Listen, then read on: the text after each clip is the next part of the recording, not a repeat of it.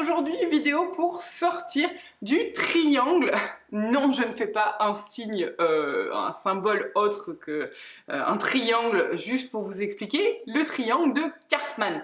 Pour ceux qui ne savent pas ce que c'est un schéma que l'on retrouve dans énormément de situations, bourreau, sauveur, victime. C'est-à-dire que quand on est dans ce triangle, énormément de personnes sont dedans sans le vouloir.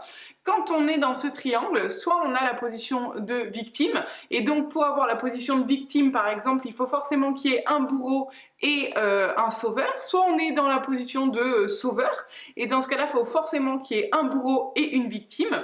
Et du coup, la question c'est, ok, comment je fais pour sortir de ce schéma-là? Parce que énormément de personnes sont consciemment ou non prises et emprisonnées dans ce schéma-là.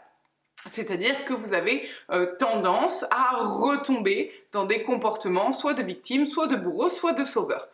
Pour ne plus être dans ce schéma-là, il faut déjà prendre conscience que vous êtes dans un de ces trois cas, donc victime, bourreau, sauveur.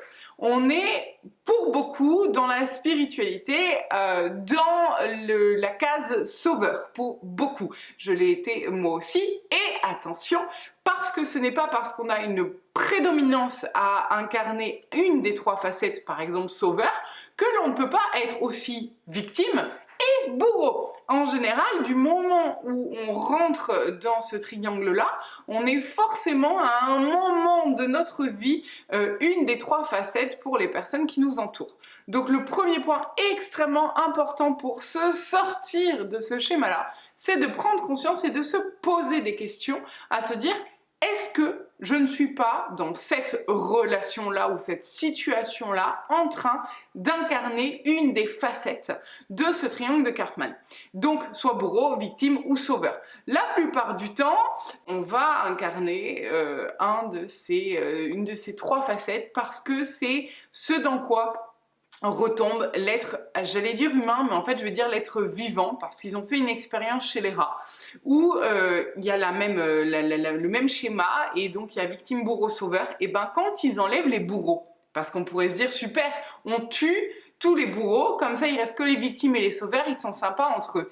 Eh ben non, parce que du moment où on enlève les bourreaux, dans ceux qui restent qui sont victimes et sauveurs, eh ben il y en a qui prennent la place de bourreaux. C'est exactement la même chose chez les humains. J'ai pour ma part voulu à un moment donné utiliser mon énergie pour le côté, j'allais dire obscur, dans le sens où je me suis dit, bah tiens, vu que je suis capable de faire du bien, je peux aussi éliminer les gens qui font du mal.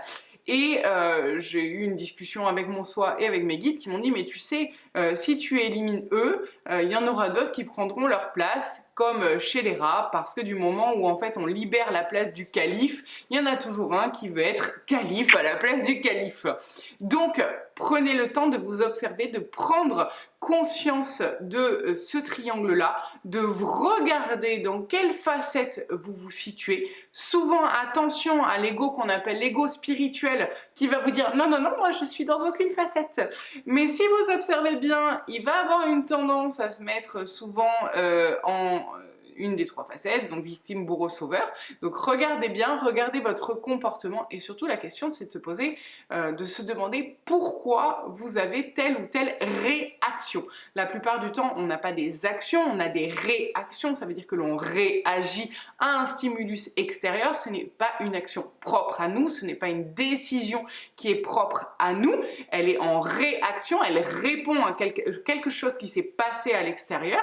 Du coup, selon votre manière de répondre, observez-vous, vous allez voir si vous répondez en victime, en bourreau ou en sauveur. Et du coup, ça vous permettra de vous dire: oula, je suis en train de voir que je suis encore dans ce triangle-là, et je choisis soit de ne pas répondre, par exemple, de ne pas avoir la réaction attendue, ou en tout cas de changer de point de vue pour ne plus être à l'intérieur de ce schéma, de ce triangle-là, et d'incarner une des trois facettes qui sont victime, bourreau et sauveur. Voilà, j'espère que ça répondra à vos questions et que ça vous permettra de vous observer pour pouvoir sortir des méandres de Lego qui nous fourrent dans des schémas que l'on ne voit pas forcément, mais du moment où on prend conscience d'un schéma, il ne peut plus exister. Donc c'est la clé. À très bientôt.